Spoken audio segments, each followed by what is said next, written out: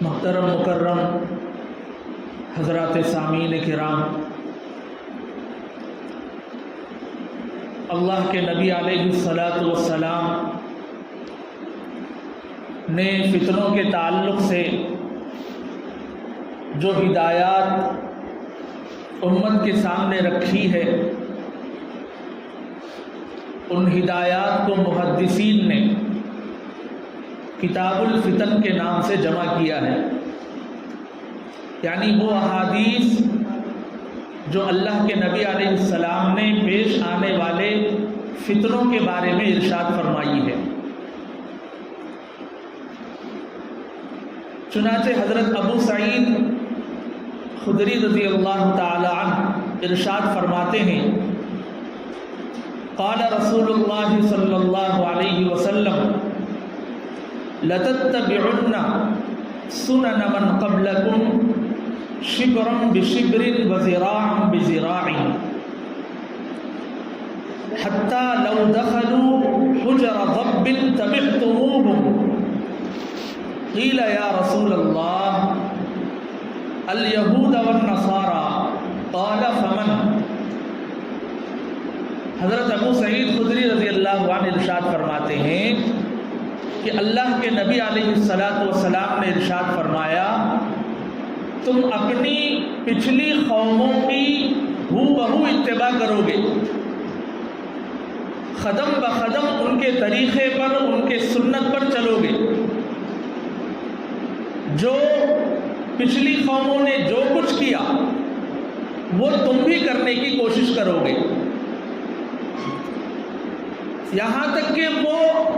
ایسی چیز ہو جس کے کرنے کا کوئی فائدہ ہو تو وہ بھی کرو گے، اور ایسی چیز بھی کرو گے جس کے کرنے کا کوئی فائدہ بھی نہیں ہے۔ اللہ کے نبی نے مثال دیتے ہوئے ارشاد فرمایا کہ گوہ ایک جانور ہے، وہ کسی جگہ پر بل بنا کر رہتا ہے، کسی جگہ پر سوراخ بنا کر جو ہے بل بنا کر رہتا ہے۔ تو اگر یہود و نصارہ اس جانور کے بل کے اندر داخل ہوں گے تو تم بھی اسی طرح اس بل کے اندر داخل ہوگے۔ تم یہ نہیں دیکھو گے کہ اس بل میں داخل ہونے کا کیا فائدہ ہے۔ جانور نے اپنے مکان کے لیے، اپنے گھر کے لیے وہاں رہنا شروع کیا، ہمیں اس بل میں گھسنے کی کیا ضرورت ہے، تم اتنا بھی نہیں سوچو گے۔ یہود و نصارہ نے جیسا چہرہ بنانے کے لیے کہا تم ویسے ہی چہرے بناؤ گے۔ یہود و نصارہ نے جو لباس پہننا پسند کیا تم وہی لباس کو اپنے لیے پسند کرو گے۔ یہود و نصارہ نے اپنے بچوں کے لیے جو تعلیم پسند کی تم بھی اسی تعلیم کو اختیار کرو گے۔ تو ہو بہو معاملہ ہوگا تمہارا یہود و نصارہ کے ساتھ کہ ان کا جو بھی ٹرینڈ ہوگا، جو بھی روش ہوگی اس کو تم فالو کرو گے۔ اس میں یہ نہیں دیکھو گے کہ اس کے فالو کرنے میں ہمیں کیا مل رہا ہے، ہماری دنیا کا کیا فائدہ ہے، آخرت کا کیا فائدہ ہے، یہ تم نہیں دیکھو گے۔ تو یہ فتنوں کے دور کے بارے میں اللہ کے نبی علیہ السلام نے ارشاد فرمایا، اور آج ایسے ہی ہم کو دیکھنے کو مل رہا ہے کہ بہت سارے کام ہیں جن کو آج ہم بغیر کسی فائدے کے صرف یہود و نصارہ کی واہ واہی کے لیے اور ان کی تعریف کو سمیٹنے کے لیے اور ان کی طرح دکھنے کے لیے اختیار کر رہے ہیں۔ بھائی کوئی بڑا فون لانچ کیا گیا،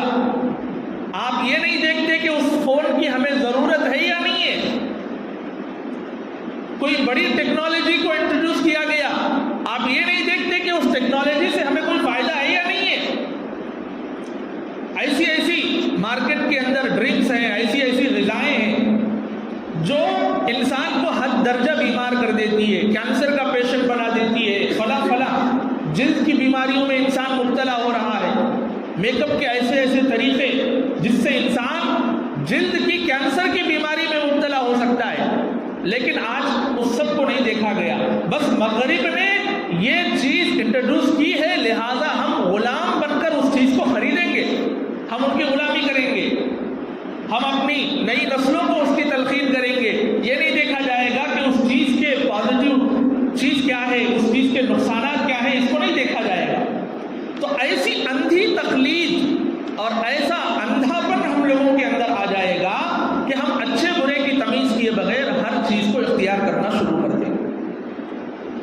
تو بہرحال اللہ کے نبی علیہ الصلاۃ والسلام کی اس حدیث پر غور کرنے کی ضرورت ہے کہ کس حد تک ہم لوگ جو ہے آج یہود و نصارہ کی نقالی کر رہے ہیں۔ اور اسی طریقے سے دوسری حدیث ہے حضرت عبداللہ ابن عمر رضی اللہ تعالیٰ عنہ کی۔ اللہ کے نبی علیہ الصلاۃ والسلام نے ایک دفعہ اپنی انگلیوں کو آپس میں ملا لیا، گتھم گتھی، یعنی ایک انگلی کو، ایک ہاتھ کی انگلیوں کو دوسری ہاتھ کی انگلیوں سے جو ہے جوڑ دیا۔ اور مراد کیا ہے؟ اختلافات، آپسی اختلافات، آپسی جھگڑے اور آپس کی عدم اعتمادی، آپس کی بدگمانیاں، ایک دوسرے کے پیچھے برا بولنا،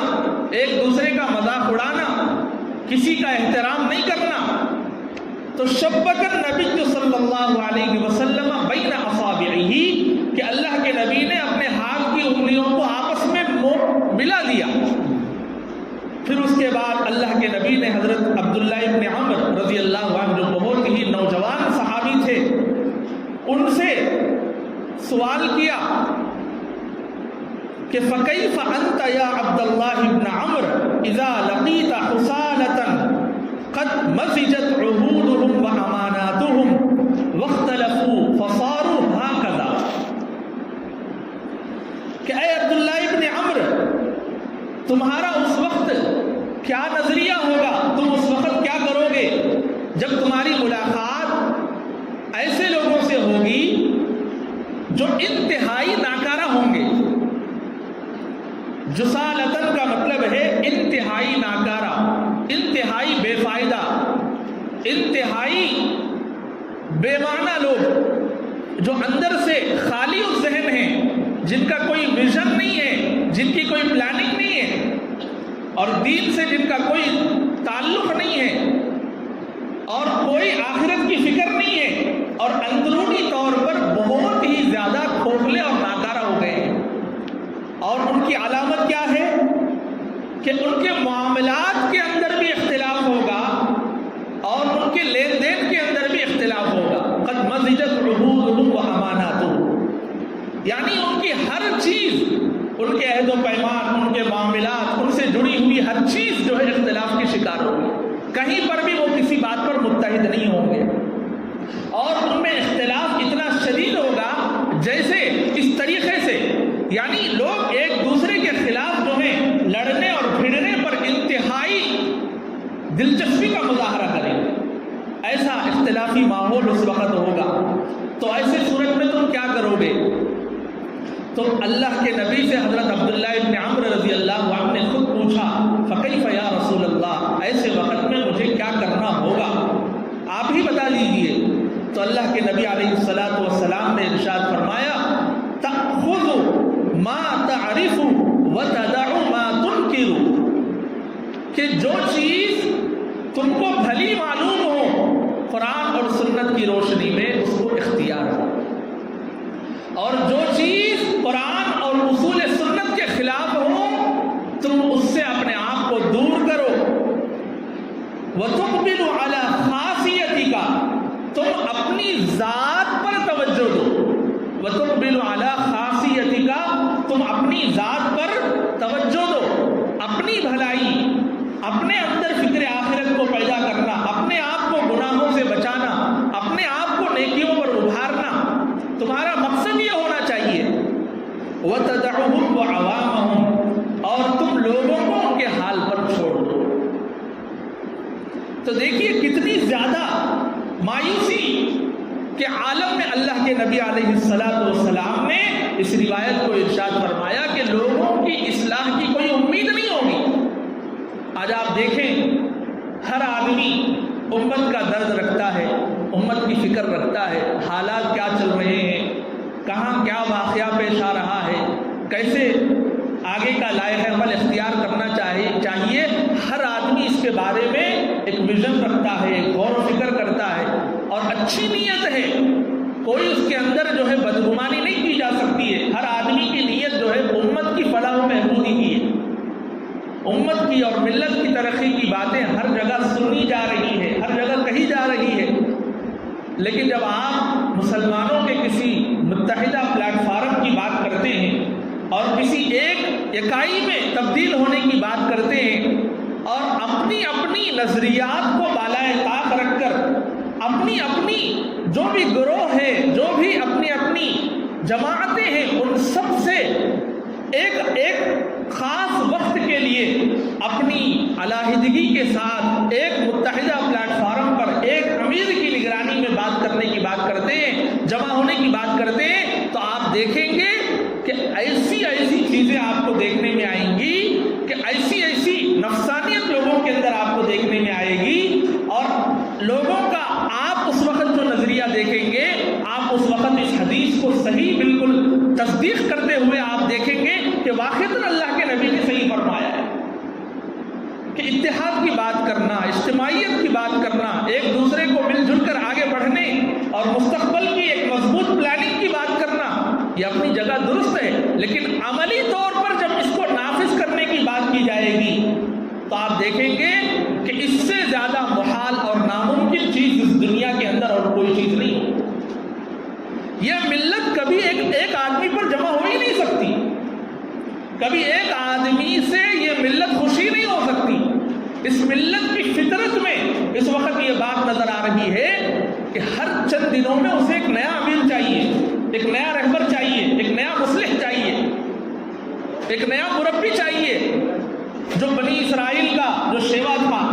ہزاروں انبیاء بنی اسرائیل میں کیوں آئے، لاکھوں انبیاء کو انہوں نے کیوں قتل کیا؟ اس لیے کہ بنی اسرائیل کبھی ایک نبی سے خوش نہیں ہو سکتے تھے۔ تھوڑے دن جو ہے اس نبی کی بات مان لی، اب اس کے بعد جو ہے اپنی انا، اپنا تکبر، اپنا غرور جو ہے آڑے آ گیا۔ اب اس کے بعد اس نبی کو خود قتل کر دیا، اللہ نے اور ایک نبی کو بھیجا، پھر اس کو بھی سازش کر کے قتل کر دیا۔ وَيَقْتُلُونَ النَّبِيِّينَ بِغَيْرِ الْحَقِّ، کہ بنی اسرائیل انبیاء کو ناحق کے قتل کیا کرتے تھے۔ اللہ نے اسی لیے ان پر ذلت کو اور مسکینی کو جو مسلط کیا ہے، اس کی وجہ یہی ہے۔ آج آپ دیکھ لیں، بیٹھکیں ہوتی ہیں، بہت بڑے بڑے عہد اور پیمان کیے جاتے ہیں، بہت بڑے بڑے وعدے کیے جاتے ہیں، بہت بڑے بڑے منصوبے اور مشن بیان کیے جاتے ہیں، کسی امیر کو طے بھی کر لیا جاتا ہے، پھر اس کے بعد آپ دیکھیں 2 سال 3 سال تو بہت دور کی بات ہے، ایک آدھ مہینے کے اندر سارے لوگوں کا جو ہے نظریہ ہی بدل جاتا ہے کہ بھائی یہ آدمی جو ہے انفٹ ہے، یہ آدمی جو ہے اس عہدے کے قابل نہیں ہے، لہذا پھر سے الیکشن کرائے جائیں، پھر سے جو ہے ایک نئی باڈی کو لایا جائے، پھر سے ایسا کیا جائے۔ یہ حدیث ہم لوگ جو ہے جب پڑھیں گے تو ایسا محسوس ہوتا ہے کہ بھائی اتنا اختلاف نہیں ہے، لیکن جب آپ کسی ایسی مجلس سے آپ کا گزر ہوا ہو، کسی ایسی جگہ سے آپ کا گزر ہوا ہو، تو آپ کو سمجھ میں آئے گا کہ واقعتاً اللہ کے نبی نے صحیح فرمایا ہے کہ یہ امت کبھی بھی کسی ایک پر جمع نہیں ہو سکتی۔ اور بنی اسرائیل کی جو خصوصیت ہے وہ آج غیر محسوس طریقے پر ہم میں آ گئی، اسی لیے ہماری ہر تنظیم آپ دیکھیں گے اس کی رفتار بہت دھیری ہو گئی، اس کی رفتار بہت کم ہو گئی۔ تنظیم کی جو اعلیٰ عہدیدار ہے، عوام سے اس کا کوئی رابطہ نہیں، اور عوام کا تنظیم پر سے کوئی اعتماد نہیں۔ تنظیم کا جو نظریہ ہے اس کو عوام نہیں مانتی، اور عوام کی جو چاہت ہے اس کو تنظیم پورا نہیں کرتی۔ ہر ایک کا یہی حال ہے۔ یہ اس لیے ہے کہ اللہ کے نبی نے اسی وقت فرما دیا ہے کہ ایسا اگر حال تم کو دیکھنے میں ملے کہ ہر ایک صرف پیپری طور پر، کاغذی طور پر صرف جو ہے یہ عمل ہو رہا ہے اور عملی طور پر جو ہے کچھ اس سے کوئی فائدہ نہیں ہے، تو اللہ کے نبی نے فرمایا کہ تم کو جو قرآن اور سنت کی روشنی میں صحیح سمجھ میں آئے اس پر اپنے آپ پر کو اس بات پر آمادہ کرو کہ تم اپنے عمل کو دیکھو، اپنے آپ کو گناہوں سے بچاؤ اور اپنے آپ کو نیکیوں کا پابند کرو، اور عوام کو ان کے حال پر چھوڑ دو۔ اب لوگوں کی یونٹی کی فکر کرنا، لوگوں کو ایک جٹ کرنے کی فکر کرنا، اس سے زیادہ اہم اپنی اصلاح ہو گئی۔ ہاں کوشش کرنی چاہیے، لیکن زیادہ تر جو ہے امید لگائے بغیر کوشش کرنی چاہیے، اس لیے کہ زیادہ امید لگانا ظاہر سی بات ہے تجربے کی روشنی میں اس کو ہم ناکام ہی پاتے ہیں۔ تو میرے حال یہ اللہ کے نبی علیہ الصلوۃ والسلام نے اس بخاری شریف کی اس روایت کے اندر بہت ہی بہترین ہم لوگوں کو جو ہے ہدایت دی ہے کہ ایسے حالات میں تنظیم سے جڑنا اچھی بات ہے، لیکن سب سے زیادہ اصلاح اپنی کرنی کرنے کی ضرورت ہوتی ہے، سب سے زیادہ اصلاح اپنی کرنے کی ضرورت ہوتی ہے۔ اسی طریقے سے حضرت ابو سعید خدری رضی اللہ عنہ کی ایک اور روایت ہے، قال رسول اللہ صلی اللہ علیہ وسلم یوشک ان یکون خیر مال المسلم غنم یتبع بها شعف الجبال ومواقع المطر یفر بدینہ من الفتن۔ اس حدیث کو اس سے پہلے بھی آپ کے سامنے سنایا گیا تھا،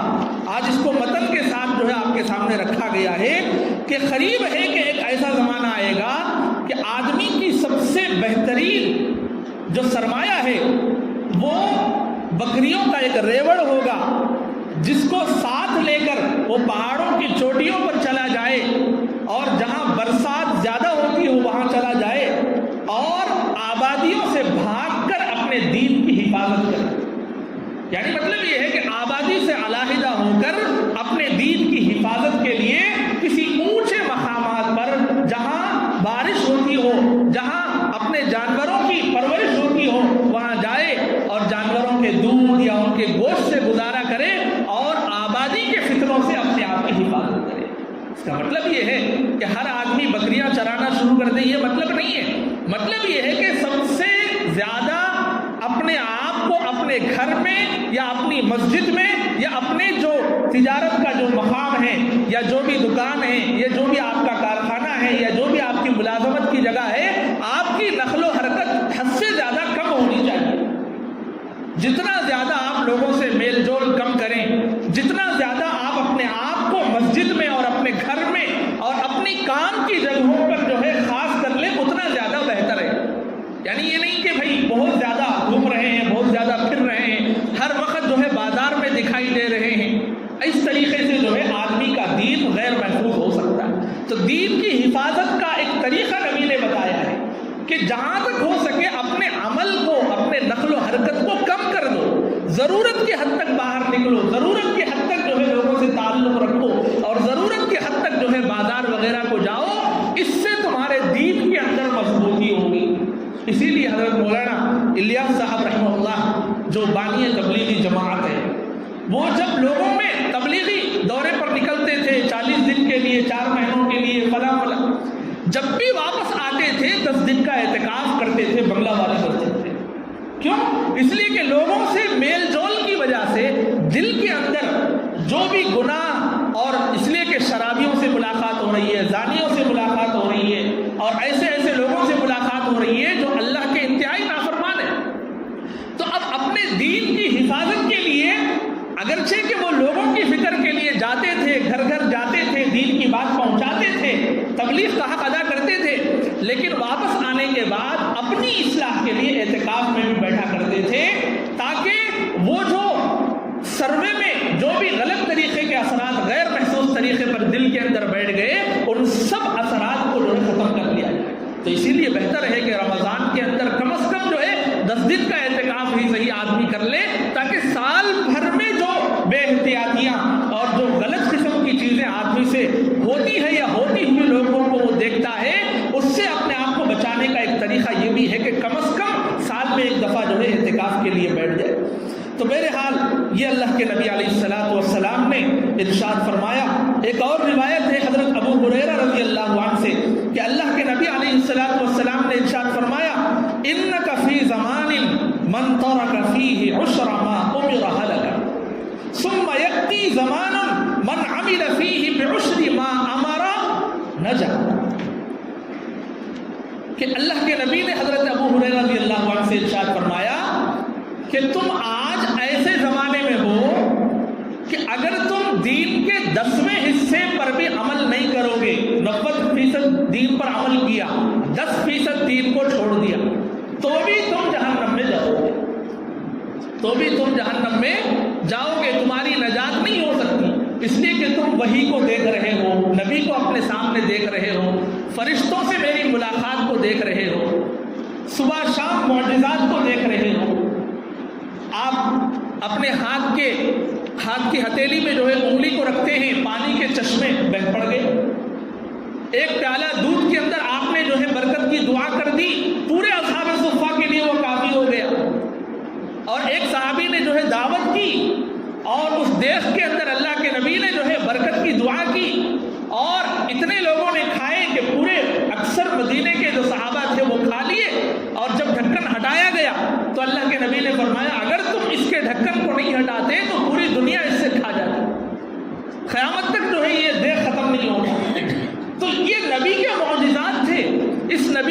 معجزات کو اور نبی پر قرآن کے نازل ہونے کو، کفار کی ہلاکتوں کو اور جنگوں کے اندر آپ کی فتح کو دیکھنے کے بعد بھی اگر تم دین پر 100% عمل نہیں کرو گے تو ہلاک ہو جاؤ گے۔ اس لیے کہ تم مجھے دیکھ رہے ہو، تمہارے اندر جو ایمان ہے اس کا تقاضا ہے کہ تم دین پر 100% عمل کرو۔ 10% بھی دین پر عمل کرنا چھوڑو گے تو تم ہلاک ہو جاؤ گے۔ لیکن قیامت کے قریب ایک زمانہ ایسا آئے گا، لوگوں کا ایمان اتنا کمزور ہو جائے گا کہ اس وقت لوگ 90% دین کو بھی چھوڑ کر 10% بھی عمل کریں گے تو اللہ ان کی بخشش کر دے گا، اللہ تعالیٰ ان کو معاف فرما دیں گے۔ من عمل فیہ بعشر ما امر نجا، کہ جو اس میں دین کے 10% پر بھی عمل کر لے گا تو نجات پا جائے گا۔ یعنی مطلب یہ ہے کہ آدمی کوشش کرے، پورے دین پر عمل کرنے کی کوشش کر رہا ہے، لیکن راستے کے اندر اتنی رکاوٹیں ہیں، اتنے زیادہ شیطان ہیں، اتنی زیادہ بے حیائی ہے، اتنی زیادہ لوگوں کو گمراہ کرنے اور بے حیا بنانے کی تدبیریں اختیار کی جا رہی ہے کہ ان سب کو پار کر کے آدمی جو ہے 10% پر بھی عمل کر کے دنیا سے چلا گیا تو اللہ اس کو معاف فرمائے۔ لیکن کوشش تو پوری ہو، آپ پہلے سے ہی جو ہے 10% پر عمل کرنے کی کوشش کریں گے تو 1% پر بھی عمل نہیں ہوگا۔ دین مکمل پڑھیں، مکمل دین کو جانیں اور سمجھیں اور اس پر عمل کرنے کی حد المقدور کوشش کریں۔ اللہ نے اگر جو ہے آپ کو کامیاب کر دیا تو ٹھیک ہے، آپ اگر کامیاب نہیں ہوئے، 10% دینداری بھی آپ کے اندر باقی بچ گئی تو اللہ کی ذات سے امید ہے۔ حدیث کی یہ نشانی ہے، حدیث کی یہ دلیل ہے کہ اللہ جو ہے اللہ اپنے فضل سے اگر معاف کرنا چاہے تو اللہ کی مرضی ہے، وہ بس ہم امید لگا سکتے ہیں۔ تو میرے حال دیکھیے کتنا زیادہ ایمان کے اندر کمزوری آ گئی، اس وقت کے ایمان میں کتنا تقاضا تھا اور کیسی زیادہ جان تھی، اور آج کے ایمان کے اندر کتنی زیادہ کمزوری آ گئی۔ دونوں کے کمپیریزن کے لیے اس حدیث کو ہم سمجھ سکتے ہیں۔ اس کے بعد اللہ کے نبی علیہ السلام کی ایک اور روایت ہے، حضرت ابو طالب رضی اللہ عنہ اس کے راوی ہیں، ترمذی شریف کی روایت ہے کہ اللہ کے نبی علیہ السلام کے بارے میں حضرت علی بن ابی طالب رضی اللہ عنہ فرماتے ہیں کہ انا لجلوس مع رسول اللہ صلی اللہ علیہ وسلم فی المسجد فاطلع علینا مصعب بن عمیر ما علیہ الا بردۃ له مربوعۃ بفرو فلما رآه رسول اللہ صلی اللہ علیہ وسلم بكى للذي كان فيه من النعمة والذي هو فيه اليوم ثم قال رسول الله صلى الله عليه وسلم كيف بكم إذا غدا أحدكم في حلة وراح في حلة ووضعت بين يديه صحفة ورفعت أخرى وسترتم بيوتكم كما تستر الكعبة فقالوا يا رسول الله نحن يومئذ خير منا اليوم نتفرغ للعبادة ونكفى المؤونة قال لا أنتم اليوم خير منكم يومئذ۔ کہ اللہ کے نبی علیہ السلام نے حضرت مصعب بن عمیر رضی اللہ عنہ کو آتے ہوئے دیکھا، اور حضرت مصعب بن عمیر رضی اللہ عنہ بہت بڑے مالدار صحابہ میں سے تھے، مکہ کے دولت مند گھرانے کے لاڑلی اولاد تھی، چہیتے بیٹے تھے، اور جس گلی سے گزرتے تھے ان کی خوشبوئیں جو ہے دیر تک اس گلی میں باقی رہتی تھی، انتہائی اعلیٰ قسم کا کپڑا زیب تن کیا کرتے تھے، اور عورتیں جو ہے ان کی چال کی نقل اتارتی تھی، بچیاں جو ہے ان کے چلنے کے انداز کو فالو کرتی تھی کہ بھائی ایسا چلنا چاہیے، ان کی نقل اتارنے کا شوق بچیوں میں تھا۔ اتنے زیادہ ہر دل عزیز نوجوان اور اتنے زیادہ چہیتے قسم کے آدمی اور اتنے زیادہ مالدار گھرانے، لیکن جب انہوں نے اللہ کے نبی علیہ السلام پر ایمان لایا تو ان کے خاندان نے ان کو بالکل بے سر و سامانی کے عالم میں ڈھکیل دیا، ان سے ہر چیز چھین لی، ان کو جائیداد سے محروم کر دیا، ہر قسم کی خوشحالی ان کے بدن سے ختم ہو گئی۔ اب وہ اللہ کے نبی کے پاس آ رہے ہیں تو ان کے اوپر ایک بوسیدہ چادر ہے، اور اس بوسیدہ چادر میں پیوند لگے ہوئے ہیں،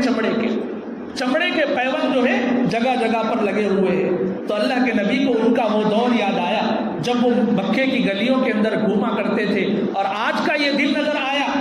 کہ مجھ پر ایمان لانے اور اللہ کو ایک جاننے کی وجہ سے لوگوں نے ان کے ساتھ اتنی ناانصافی کی اور اتنا ظلم ان کے اوپر ڈھایا، لیکن اس کے باوجود کہ ثابت قدم ہیں، زبان سے ایک بھی شکایت نہیں کر رہے ہیں، اور اللہ کے دیے ہوئے میں خوش ہیں، اور اللہ کے لیے ہر قربانی کو دینے کے لیے تیار ہیں، تو اللہ کے نبی رونے لگے، اللہ کے نبی کے آنسو بہنے لگے۔ پھر اللہ کے نبی نے صحابہ سے مخاطب ہو کے ارشاد فرمایا، اس دن تمہارا کیا حال ہوگا جب تم میں سے ہر ایک، تم میں سے ہر کوئی، یا تم میں کے اکثر صبح ایک جوڑا پہنیں گے، شام ایک جوڑا پہنیں گے، اور جب تم کھانے کے لیے بیٹھو تو ایک پیالہ اٹھایا جائے گا، فوراً دوسرا بھرا ہوا پیالہ جو ہے رکھا جائے گا۔ ایک پیالہ خالی ہو گیا، جس طرح دعوتوں کے اندر ہوتا ہے کہ بھائی ذرا بوٹی ختم ہو گئی، ذرا کھانا جو ہے ٹھنڈا پڑ گیا، فوراً جو ہے آرڈر ہو جاتا ہے، اور فوراً جو ہے دوسرا بھرا ہوا کھانا، گرم لذیذ کھانا جو ہے آ رہا ہے۔ تو ایسا تیزی سے تمہاری دولت میں اضافہ ہوگا، صبح ایک جوڑا، شام ایک جوڑا، اور کھانے کی کوئی کمی نہیں، پہننے کی کوئی کمی نہیں، اور تم اپنے گھروں کو ایسے ڈھکو گے جیسے خانہ کعبہ کو ڈھکا جاتا ہے۔ خانہ کعبہ کو سونے کی لکھاوٹ سے، انتہائی قیمتی کپڑے سے جو ہے خانہ کعبہ کو ڈھکا جاتا ہے، اور پوری دنیا اس کے منظر کو دیکھتی ہے۔ ایسے ہی تم اپنے گھروں کو بناؤ گے، لاکھوں روپے کا پیسہ، آدمی ایسا محسوس ہو جیسے گھر بنانے کے لیے پیدا ہوئے، یعنی والد صاحب بھی جو ہے گھر بنا کر رخصت ہو گئے، اور بیٹا جو ہے اس کے اوپر کی منزل بنانے کے لیے پیدا ہوا، اور پوتا جو ہے کسی اور جگہ کو خرید کر وہاں جو ہے مکان بنانے کے لیے پیدا ہوا، یعنی پوری نسلیں جو ہے گھر بنانے میں ختم ہو گئی۔ یعنی اتنی زیادہ غلو، اتنا زیادہ فرنیچر کی دیوانگی، اور اتنی زیادہ ٹائلز کی دیوانگی، اتنی زیادہ گھر کے رنگ و روپ کی دیوانگی، یہ لوگوں کے اندر حد سے زیادہ جنون بڑھ جائے گا۔ تو اللہ کے نبی نے فرمایا، تو صحابہ نے پوچھا کہ صحابہ تو جو ہے دیکھیے اس وقت بھی دینداری کا سوال کر رہے ہیں، صحابہ یہ سمجھے کہ جب اتنی بے فکری ہو جائے گی تو اس وقت تو ہمارا حال بہت اچھا ہوگا، اس لیے کہ ہمارے پاس رہنے کے لیے اعلیٰ مکان ہے، پہننے کے لیے کپڑے ہیں، کھانے کے لیے غذاؤں کی فراوانی ہے، تو اس وقت کا حال ہمارے لیے اس لیے بہتر ہوگا کہ ہم دن رات اللہ کی عبادت کرتے رہیں گے، اور کمائی کی کوئی فکر ہی نہیں ہوگی۔ وَنُطْفَ الْمَعُونَ، محنت اور مزدوری کی جو مشقت ہے اس سے ہم اپنے آپ کو بچا لیں گے۔ تو اللہ کے نبی نے فرمایا، نہیں، آج جو تمہاری حالت ہے وہ اس وقت سے بہت بہتر ہے، اس لیے کہ اس وقت تمہاری رکاوٹ کہیں نہیں ہوگی، تم میں سے کوئی ایک جگہ پر رکنے کے لیے تیار نہیں ہوگا، ہر ایک کو حرص ہوگی، ہر ایک کو اگلی فکر ہوگی، ہر ایک کو یہ فکر ہوگی کہ بھائی بچوں کا مستقبل کیا ہے، ہر ایک کو یہ فکر ہوگی کہ بھائی گھر تو مکمل ہو گیا، اب اس کے قرضے کیسے ادا ہوں گے، ہر ایک کو یہ فکر ہوگی کہ بھائی قرضے بھی ادا ہو گئے، اب بچوں کی شادیوں کا کیا ہوگا، ہر ایک کو یہ فکر ہوگی بچوں کی 10ویں تو ختم ہو گیا، اب ان کی جاب کا کیا ہوگا۔ زندگی تمام فکروں میں تمہاری گزر جائے گی، تم کو عبادت کا بھی کوئی موقع نہیں ہوگا، اور تم محنت پر محنت کرتے جاؤ گے، اور ایک سے ایک گول اچیو کرتے جاؤ گے، لیکن اسی حال میں تمہارا بلاوا اور موت کا فرشتہ آ جائے گا، اور تم کو جو من لگا کر عبادت کرنے کا جو وقت آج مل رہا ہے وہ اس وقت تم کو نہیں ملے۔ تو میرے بھائیوں، اس کے اندر ہم کو سبق یہ ملتا ہے کہ اللہ کے نبی علیہ السلام نے اپنی امت کے لیے، خود اپنے لیے ضرورت کے بقدر مال کو پسند کیا ہے، جو آدمی کو یکسو کر دے ہر چیز سے، ضرورت کے بقدر۔ خود آپ علامہ اقبال کو دیکھ لیں،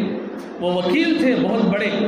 لیکن اس کے باوجود عدالت کو دن رات نہیں جایا کرتے تھے، صرف ایک ہی مقدمہ یا ایک چند جو مقدمے ہوتے تھے اس کو لے لیتے تھے جس سے ان کا مہینہ گزر جائے، اور جب اتنے پیسے آ جاتے تھے تو پھر عدالت کو کبھی نہیں جایا کرتے تھے، اسی پیسوں میں گزارا کرتے ہوئے من لگا کر اللہ کی عبادت کیا کرتے، تہجد پڑھتے تھے، فرض سے پہلے اور بعد کی نفلیں پڑھتے تھے، مسجدوں میں اکثر وقت گزرتا تھا، جمعہ شوق سے پڑھتے تھے۔ آج آپ دیکھیں کون ہے عبادتوں کا شوقین، کون ہے آج جو ہے یعنی عبادتوں کا کس کو شوق ہے، جبکہ ہر ایک کے پاس جو ہے نہ لباس کی کمی ہے، نہ گھر کی کمی ہے، نہ جو ہے پیٹ بھرنے کے لیے غذاؤں کی کمی ہے، لوگ آج کھانے کی وجہ سے بیمار ہو رہے ہیں۔ اور صحابہ کرام کا حال یہ تھا کہ حد سے زیادہ جب بھوک لگتی تھی تو دستر لگایا جاتا تھا، اور جب بھوک آدھی کے قریب باقی رہتی تھی تو دستر سے اٹھ جایا کرتے تھے. پورا پیٹ بھر کر کھانا بھی یہ صحابہ کی اور نبی کی سنت نہیں. پیٹ کے 3 حصے کیا جاتا تھا. ایک حصہ غذا کے لیے، ایک حصہ پانی کے لیے، ایک حصہ سانس کے لیے، جو اسلام کی تعلیمات ہے. لیکن آج آپ غور کریں، صبح سے شام تک جو ہے آج ہمارے بدن کا 70% خون جو ہے کھانا ہضم کرنے میں جاتا ہے، اور بقیہ 30% خون جو ہے بچا کچا ہے اس سے ہم اپنے گھر کے کام کاج کر کے بہت جلد تھک جاتے ہیں. کیوں جلد تھک رہے ہیں؟ اس لیے کہ غذاؤں کے ہضم کرنے کے لیے ہی ہمارا خون کافی نہیں ہے. تو عبادت کے لیے کہاں سے وقت ملے گا؟ کہاں کے روزے، کہاں کی رات کی عبادتیں، کہاں کا تہجد؟ تو بہرحال اس حدیث سے ہم کو سبق سیکھنے کی ضرورت ہے. اور اللہ کے نبی علیہ السلام کے صحابی ہے حضرت انس بن مالک رضی اللہ عنہ. حضرت انس بن مالک رضی اللہ عنہ کے پاس اللہ کے نبی، حضرت انس بن مالک بہت زیادہ عمر والے صحابہ میں سے ایک ہیں. اللہ کے نبی کے اس دنیا سے وفات پا جانے کے بعد بھی 80 سال تک آپ اس دنیا میں زندہ رہے. اور حجاج بن یوسف ثقفی جو حضرت امیر معاویہ رضی اللہ عنہ کے بعد جو بنو امیہ ہے، وہ بنو امیہ میں سب سے بڑا ظالم جو بادشاہ تھا، اس کا دور بھی حضرت انس بن مالک رضی اللہ عنہ نے دیکھا. اور حضرت انس بن مالک رضی اللہ عنہ سے لوگوں نے آ کر شکایت کی کہ حجاج بن یوسف بہت بڑا ظالم ہے. اور اکثر اس دور میں صحابہ ہی تھے، اس کے دور میں پورے اکثر صحابہ ہی تھے، تابعین تابعین بہت کم تھے. لیکن اس کے باوجود وہ صحابہ کو قتل کر رہا ہے، صحابہ پر ظلم کر رہا ہے. فقال اصبروا، تو یہ جب شکایت حضرت انس بن مالک رضی اللہ عنہ سے انہوں نے کی تو حضرت انس بن مالک رضی اللہ عنہ نے ان کو نصیحت کی کہ تم صبر کرو. فإنه لا يأتي عليكم زمان إلا الذي بعده أشر منه، اس لیے کہ اس کے بعد کا جو دور ہوگا وہ اس سے بھی زیادہ شر والا ہوگا، اس سے بھی زیادہ سخت ظلم والا ہوگا. حتی تلقوا ربکم، یہاں تک کہ تم انتقال کر کے اپنے پروردگار کے پاس چلے جاؤ. سمعتہ من نبیکم، میں نے یہ بات تمہارے نبی سے سنی ہے. یہ بخاری شریف میں یہ روایت موجود ہے. تو بہرحال اس روایت کے اندر آپ دیکھیں کہ آج موجودہ دور کے اندر بھی ہم پر بہت زیادہ ظلم ہو رہے ہیں. ہمارے نبی کی شان میں گستاخیاں کی جا رہی ہے، ہمارے شریعت پر حملے کیے جا رہے ہیں. اب لوگ اعتراض کرتے ہیں کہ علماء کیا کر رہے ہیں، علماء کرام سڑکوں پر کیوں نہیں نکلتے؟ ہر بات پر جو ہے جب تک سڑک پر جام نہ کیا جائے، جب تک سڑک کی زینت نہ بنی جائے، اس وقت تک علماء دین کی خدمت کرنے والے ہی نہیں سمجھے جاتے. آج ایک طبقہ ایک ایسا ہے جو ہر چیز میں علماء کے اگینسٹ سائڈ میں کھڑا ہونے کو اپنی سعادت سمجھتا ہے کہ بھائی جو پوزیشن، جو اسٹانڈ اہل علم لیتے ہیں اس کے خلاف ٹھہرنا ہمارا کام ہے، چاہے وہ ہم کو سمجھ میں آئے. میرے بھائیوں، حجاج ابن یوسف کے دور میں صحابہ کیوں خاموش بیٹھ گئے؟ حضرت انس ابن مالک نے ان کو کیوں کہا کہ تم خاموش رہو، صبر کر لو؟ اس لیے کہ اس کے بعد کا دور اور سخت آنے والا ہے. اگر آج کے دور کے علماء بزدل ہیں تو پھر حضرت انس ابن مالک کیا ہیں؟ حجاج ابن یوسف کوئی ظالم، کوئی غیر مسلم نہیں تھا، کافر نہیں تھا، وہ مسلمان تھا. اور اسی کے بھیجے ہوئے محمد ابن قاسم کی وجہ سے ہندوستان میں اسلام کی شروعات ہوئی. لیکن اس ظالم بادشاہ کے خلاف ہو سکتا تھا صحابہ کرام سڑکوں کو جام کر لیا کرتے تھے. صحابہ کیوں خاموش بیٹھ گئے؟ اور ایک صحابی صحابہ کو کیوں مشورہ دے رہے ہیں کہ قتل ہو جاؤ دین کے راستے میں، لیکن جو ہے یہ احتجاج وغیرہ مت کرو، صبر کرو، کیوں کہہ رہے ہیں؟ تو کبھی بھی جو ہے شریعت کی باتوں کو علماء سے جاننے اور علماء کے قریب جا کر ان کا ورشن سننے کی ضرورت ہے. یہ جو تھرڈ پارٹی لوگ ہیں جو آپ کے اور علماء کے درمیان میڈیٹر ہیں، ان سے آپ جو ہے آپ اگر بات سنیں گے، سمجھیں گے، تو پھر علماء کا جو ورشن ہے، قرآن و سنت کا جو ورشن ہے، وہ قیامت تک آپ کے سمجھ میں نہیں آ سکتا. آپ دیکھیں، واضح دلیل میں آپ کو بخاری شریف کی پیش کر رہا ہوں کہ صحابہ کرام نے اتنے بڑے واقعے میں جب صحابہ کو قتل کیا جا رہا ہے اور قتل کرنے والا ایک مسلم بادشاہ ہے، ہو سکتا تھا پورے صحابہ بغاوت کر کے اس کو تختے سے اتار دیتے. آج تو ہم 2022 میں کفار اور مشرکین کے غلبے والی حکومت کے زیر اقتدار جی رہے ہیں. وہ صحابہ تو حجاج ابن یوسف جو مسلم بادشاہ ہے اور جس کی وجہ سے ہندوستان میں اسلام آیا ہے، اس کی ماتحتی میں صحابہ قتل ہو رہے ہیں. اور آج ایک کافر حکومت سائے کے اندر جو ہے ہم کو ہر چیز میں احتجاج کیے بغیر ہم کو بزدلی کا لیبل، یعنی یہ ہے کہ دنیا پسندی کا لیبل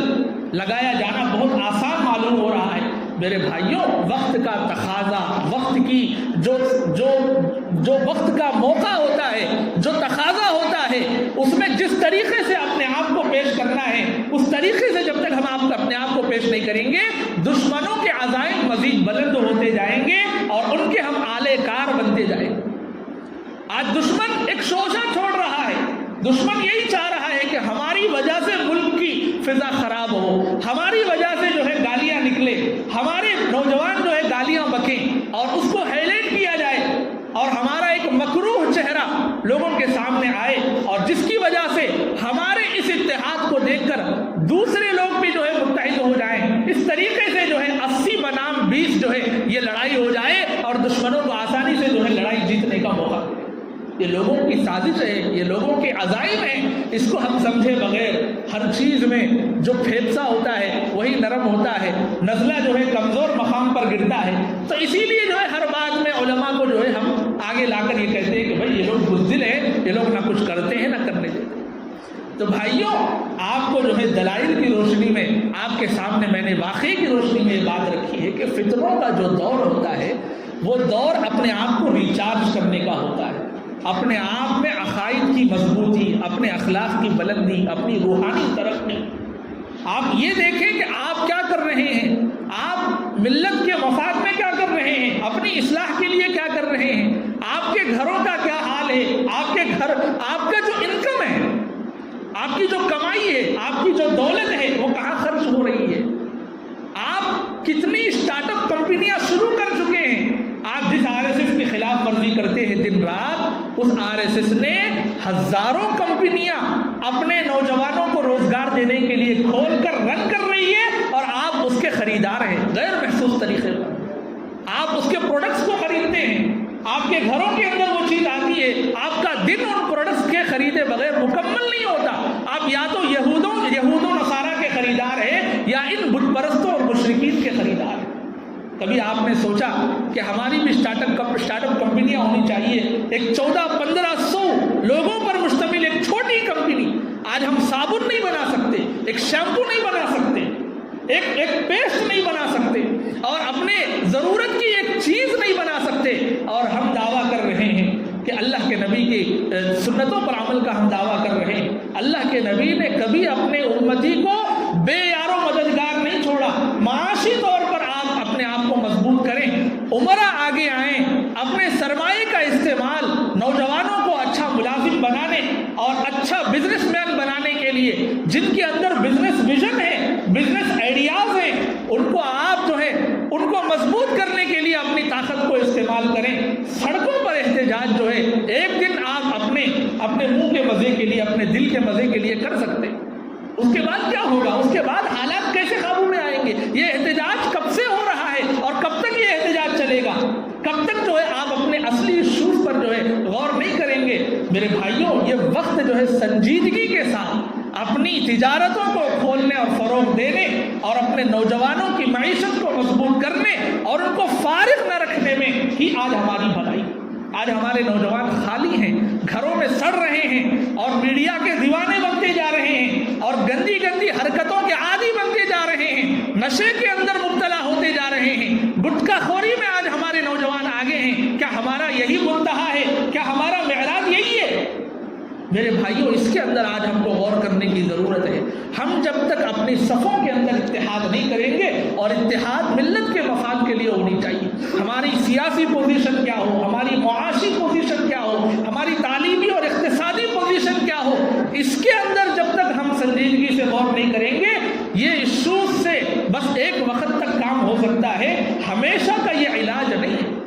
ہمیشہ کا یہ علاج نہیں ہے۔ شان رسالت میں جو گستاخی ہوتی ہے، اللہ پاک نے خود فرمایا انا کفیناک المستہزئین، آپ کی شان میں جو لوگ گستاخی کرتے ہیں ہم ان کا بدلہ لینے کے لیے کافی ہے۔ ایک مومن کو چاہیے کہ جب بھی نبی کی شان میں گستاخی ہو، آپ نبی کا اصلی چہرہ لوگوں کے سامنے پیش کریں، نبی کی سیرت پر مشتمل لٹریچر پیش کریں۔ ایک لاکھوں کی تعداد میں نبی پر جو اعتراضات لوگوں نے کیے ہیں، اس کے جوابات جو علماء نے دیے ہیں، جو جو کتابوں میں ہے اس کو تیلگو زبان میں، انگریزی زبان میں، ہندی زبان میں، جو علاقائی زبان ہے، گھر گھر تک، اسکول اسکول تک، کالج کالج تک، یا ایسے ورکشاپس بنائے جائیں جس میں غیر مسلموں کو بلا کر نبی کا اصلی چہرہ لوگوں کے سامنے پیش کیا جائے. یہ اس کا مؤثر اور ایک لانگ ٹرم جو ہے ایک سولوشن ہو سکتا ہے. لیکن ہر چیز کے اندر جو ہے صبر کا دامن تھامے بغیر صرف دشمنوں کے آلے کار غیر محسوس طریقے پر بن جانا، یہ کہاں کی عقل ہوتی ہے؟ تو بہرحال میرے بھائیوں، اللہ پاک نے اور اللہ کے نبی علیہ السلام کے جو ارشادات آج ہمارے سامنے یہاں پر بیان ہوئے، اللہ پاک ہم سب کو ان پر عمل کی توفیق عطا فرمائے. آمین. وآخر دعوانا ان الحمد للہ رب العالمین.